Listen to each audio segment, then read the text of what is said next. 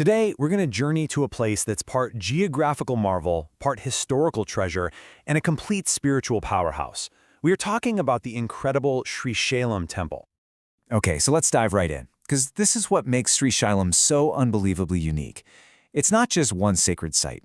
It's two, in the same place.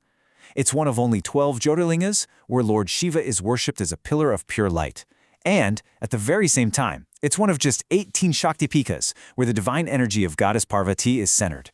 Getting both of these in one location? That's incredibly rare, and it's the key to its immense power. Now, to really get a feel for this place, you have to start with where it is. The temple's location isn't just a pretty backdrop. It's absolutely fundamental to its whole identity, perched high up in this wild, beautiful, and dramatic landscape. So, here's where you'll find it, at these coordinates. We're in the state of Andhra Pradesh, deep inside the rugged Nalamala Hills. And being this remote, well, that's always been a huge advantage, offering both a peaceful seclusion for worship and some serious protection from invaders over the centuries. And you can see how all these natural elements work together.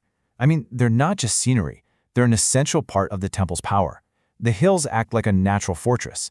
This sacred Krishna River flowing down below, that's for spiritual purification. And the massive forest all around creates this amazing atmosphere of total serenity. The geography itself just screams spiritual elevation. Of course, a place this magnificent didn't just appear out of thin air. So let's rewind the clock and look back through the centuries to see how a whole series of powerful empires and dynasties literally built this sacred complex from the ground up. The temple's whole story is written in stone, you know? It's a legacy built over time by some of the most powerful dynasties in South India. It all started with the Chalukyas laying the first foundations. Then the Kakatiyas came in and expanded it, and finally it reached its absolute peak, architecturally speaking, under the patronage of the incredible Vijayanagara Empire. Each one left its own distinct mark. And what's so cool is you can see exactly how each empire built on what the last one did. The Chalukyas, they laid the groundwork. The Kakatiyas came along and fortified the whole place and made the inner sanctum bigger. But wow, it was the Vijayanagara kings who really took it to the next level, adding those massive, intricately carved towers, the Gopurams, and all the beautiful pillared halls that make it such a masterpiece of Dravidian architecture. All right, so we know who built it. Now for the really fun part. Let's take a little virtual tour and look at the key things you'd see if you visited today. This is where all that history, art, and faith just collide in the most breathtaking way. Imagine you're walking up to the temple. The first thing you'd notice are those towering gateways, the gopurams, that you can see from miles away. Then you'd walk through these incredibly sculpted halls, the mandapams, covered in carvings of gods and myths. At the very heart of it all is the main sanctum, and right nearby is the sacred temple tank, the pushkarini, used for ritual bathing. Every single structure has a deep, deep purpose. But you know, all the stone and all the carvings, that's only part of the story. The true heart of Srishailam is its immense spiritual power. It's this force that's been pulling pilgrims here for more than 1,000 years. So let's get into the myths and the deities that bring this whole place to life. Okay, so the official name, Sri Brahmarama Mallikarjuna, is a bit of a mouthful, but it tells you everything. It's literally celebrating the divine union of the two main deities. Lord Mallikarjuna is a form of Shiva, and Goddess Brahmarama is a form of his consort Parvati. Having them both enshrined together like this is rare, and it symbolizes the perfect harmony of divine masculine and feminine energy, basically the ultimate cosmic balance. Now, being a Jyotirlinga, this is a huge deal. Srishailam is one of only 12 of these sites in the entire country. And we're not just talking about a statue here.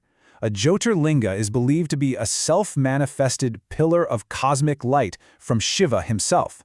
So for his devotees, this is about as powerful as it gets. And if that wasn't enough, get this. At the exact same time, it's also one of the 18 sacred Shakti Pithas.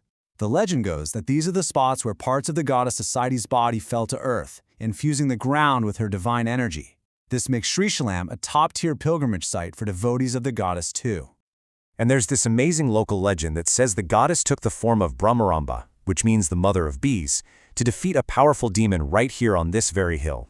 It's a fantastic story, and it makes the temple a major center for people seeking protection and strength and a connection to that fierce, divine feminine power. So, after all that incredible history and mythology, what does it all mean today?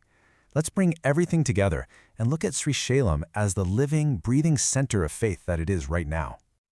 So, if you're thinking you might want to experience this sacred atmosphere for yourself, a little preparation goes a long way. It's customary to dress modestly, covering your shoulders and knees, just as a sign of respect.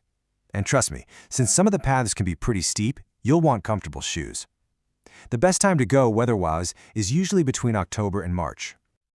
So in the end, Srishailam is so much more than just a temple. It's this rare meeting point, a true confluence where ancient history, stunning geography, and a vibrant living faith all come together. It's one of those special places where you can literally feel the layers of time and the power of devotion in the air you breathe. And that kind of leaves us with a big question to think about, doesn't it? In a place like Srishailam, what is it that makes it so sacred? Is it the ancient stones, the powerful legends, or is it the endless stream of human faith that has flowed to this spot for centuries?